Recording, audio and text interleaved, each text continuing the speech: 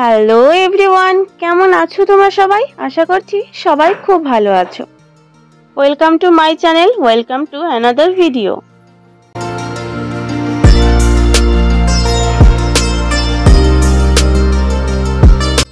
চলো আজকে তোমাদের আমাদের কোচবিহারের বিখ্যাত মদনমোহন বাড়ি বা মদনমোহন ঠাকুরের মন্দিরটা একটু ঘুরিয়ে আনি।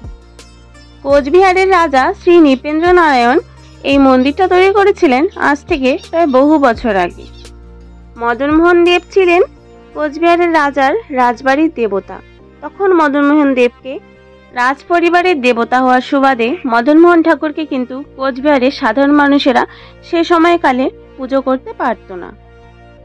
কোচবিহারের রানীমাই স্বপ্নাদেশ পেয়ে কিন্তু এই মন্দিরটি স্থাপনের উদ্যোগ নেয় এবং তারপরই মদনমোহন দেবকে এখানে এনে স্থাপন করা হয়। তখন থেকে আজকে অবধি মদনমোহন দেবকে সেই একইভাবেই এই মন্দিরে সমভাবে পুজো করা হয় এবং তখনকার থেকে এখনকার দিন অবধি সকলেই কিন্তু সেই পুজোর সুযোগ পায়।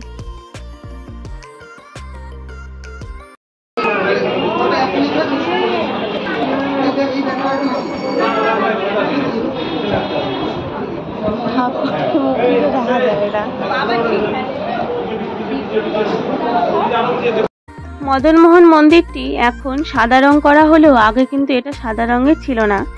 পুরনো কথা অনুসারে জানা যায় এই মন্দিরটি কিন্তু ধূসর ছাই কালারের ছিল। আর এত বড় জমি নিয়ে মন্দিরটি ছিল না, আকারে অনেকটা ছোট জায়গায় অবস্থিত ছিল।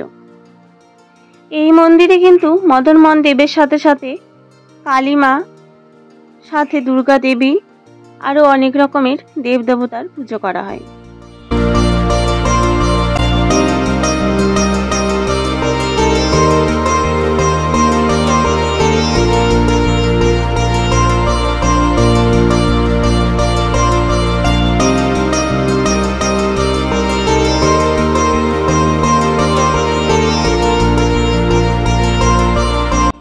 গোটা কোচবিহার তথা উত্তরবঙ্গবাসীর কাছে এই মদনমোহন মন্দির কিন্তু সব থেকে বেশি শান্তির জায়গা। তাই তো দূর দূরান্ত থেকে মানুষ এখানে শুভ কাজ হোক বা যে কোনো কাজ হোক সব কিছুর জন্যই কিন্তু ছুটে আসে মদনমোহন মন্দিরে। যেমনটা আজকে আমরা চলে এসেছি এই মদনমোহন মন্দিরে, কিন্তু এসে দেখি আজকে অনেক ভিড়, কারণ আজকে প্রচুর বাচ্চা কাচ্চাদের অন্নপ্রাশন ছিল।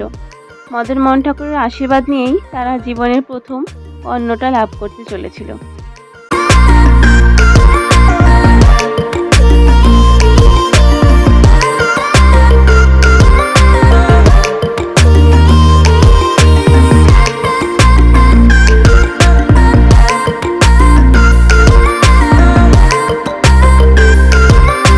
পুজো হয়ে যাওয়ার পর মন্দিরের পিছনে এভাবে বসে খাওয়ার জন্য গ্রহণ করার জন্য অনেক বড় একটা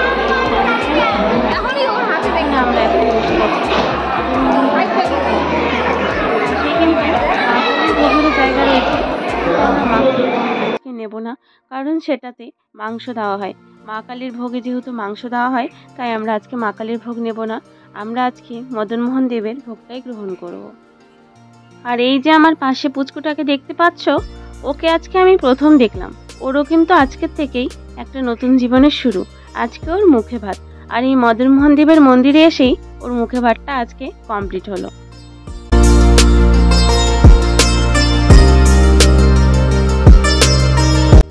মদনমোহন দেবের প্রসাদ গ্রহণ করার জন্য সকলেই আমরা লাইন দিয়ে অধীর আগ্রহে বসে থাকি। দুপুর 1টা নাগাদ কিন্তু এখানে প্রসাদ বিতরণ করা হয়। পুরোহিত মশাইরা সকলকে প্রসাদ দিয়ে তারপর কিন্তু নিজেরাও প্রসাদ গ্রহণ করেন।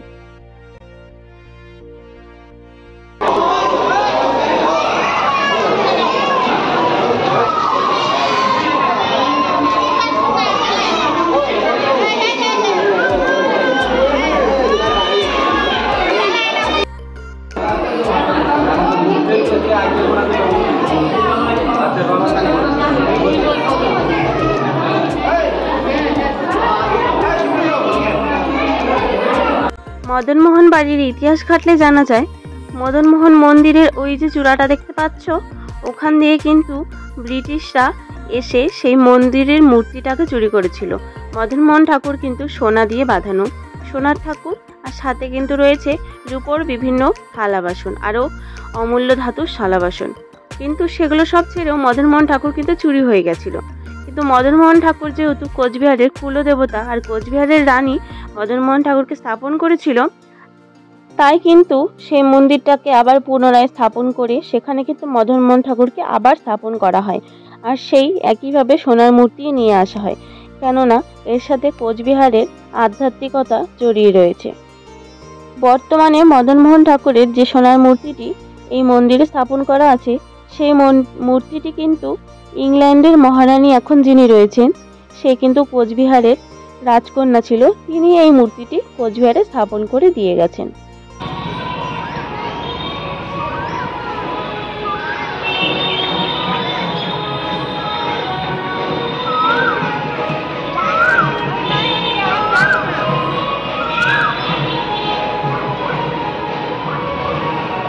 কোকিল রাসমেলার সময় এই মদনমোহন বাড়িটা কিন্তু খুব সুন্দর করে সাজানো হয়। এই যে তোমরা ছোট ছোট ঘরগুলো দেখতে পাচ্ছ, এই ঘরগুলোতে কৃষ্ণ ঠাকুরের বিভিন্ন অবতারকে এক একভাবে দেখানো হয় আর তার মাহাত্ম্য কিন্তু বুঝিয়ে দেওয়া হয়। তার সাথে একই সাথে এই রাসমেলার সময় এই পুকুরেও কিন্তু অনেক কিছু সাজানো হয়। মদনমোহন মন্দিরের ভেতরে সারা বছর কিন্তু কোনো রকম ক্যামেরা অ্যালাউ থাকে না, মানে মন্দিরের একেবারে মন্দির দালানে ক্যামেরা অ্যালাউ থাকে না। বাইরে আমরা যেরকম করছি সেরকম ভিডিও করতে পারি, কিন্তু রাসমেলার সময় কিন্তু মদনমোহন ঠাকুরকে বাইরে বের করে আনা হয়। যেহেতু সোনার ঠাকুর, তাই প্রচুর পরিমাণে সিকিউরিটি তো থাকেই, তবুও আমাদেরকে ভিডিওস, ফটোগ্রাফি এসব করতে দেওয়া হয়। এখন যে পাত্রটাকে তোমরা উল্টো করে দেখতে পাচ্ছ সেটা কিন্তু অনেক বড়। সেটা দিয়ে কিন্তু রাজার আমলে মদনমোহন ঠাকুরের ভোগের কাজে লাগানো হতো, কিন্তু এখন সেটা পুরনো হয়ে যাওয়াতে আর অনেক হেভি হওয়াতে ওটা দিয়ে কিন্তু ইউজ করা হয় না। আর এই কুয়োটা রাজার আমল থেকেই খনন করা। এই কুয়োর জল ছাড়া নাকি মদনমোহন ঠাকুরের পূজা আর ভোগের কাজ কোনোভাবেই সম্পন্ন হয় না। আর এই গাছটাকেও দেখো, এই গাছটাতে সারা বছর কাঁঠাল ফলে। এগুলো সবই নাকি বহু বছর পুরনো মদনমোহন ঠাকুরের।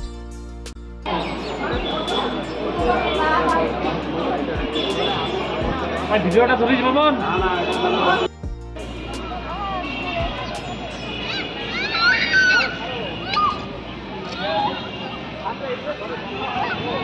চলো চলো বাড়ি করবো এখন। বাড়ি যাবো কেন? যাবি নাকি খাইতে? মদনমোহন বাড়িতে পুজো কমপ্লিট হওয়ার পর আমরা যেহেতু উপোস করেছিলাম সকাল থেকে, তাই এখন চলে এসেছি সম্রাটে খাবার খেতে।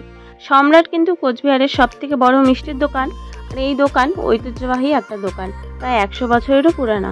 আর এই দোকানের সিঙ্গারা আর মালাই চপ কিন্তু সব থেকে বেশি আমার ফেভারিট। তো তোমরা সকলেই দেখতে থাকো ভিডিওটা শেষ পর্যন্ত।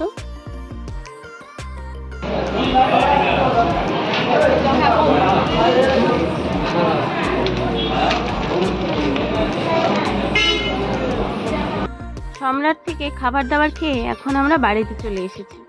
তো আজকের ভিডিওটা আমি এতটুকুই শেষ করছি। ভিডিওটা তোমাদের কেমন লাগলো আমাকে কমেন্টে অবশ্যই জানিও। ভালো লাগলে একটা লাইক করে দিও, আর যারা চ্যানেলে নতুন আছো চ্যানেলটাকে অবশ্যই সাবস্ক্রাইব করে দিও।